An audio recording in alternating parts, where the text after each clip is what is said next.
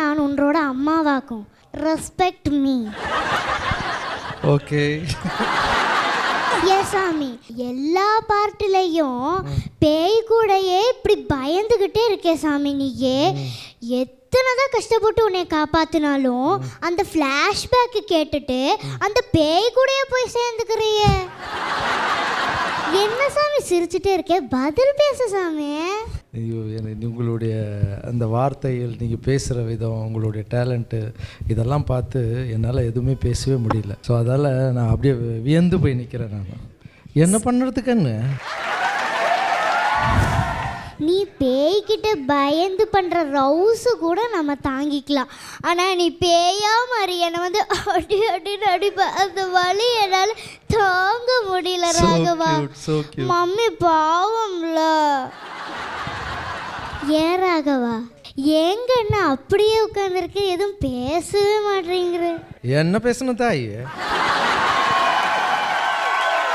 இங்க பாரு ராகவா, எப்போ பாரு என் இடுப்பில் ஏறி ஏறி வந்து உக்காந்துக்கிற. என் இடுப்பே செத்து போச்சு. இப்போ என்ன பண்ற, உன் இடுப்பில் என்னை தூக்கி வச்சுக்கிற. வா ராகவா.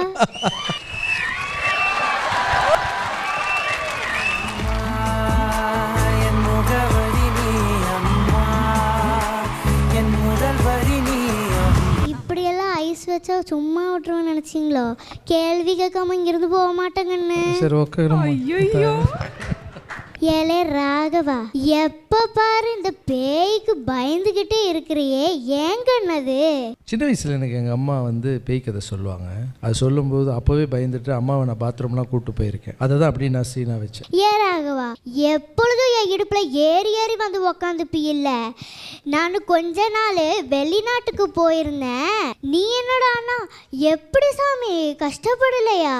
சிரமமா இல்லை? அம்மா மடி இல்லைன்னா கஷ்டம் தானே, சிரமம் தானே, கஷ்டத்தைப்பட்டேன். ஏன் சாமி, இந்த பேய் பிசாசுன்றது இருக்குதா இல்லையா?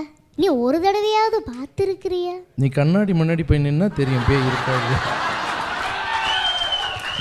சும்மா சும்மா விளையாட்டுக்கு சொன்னேன்.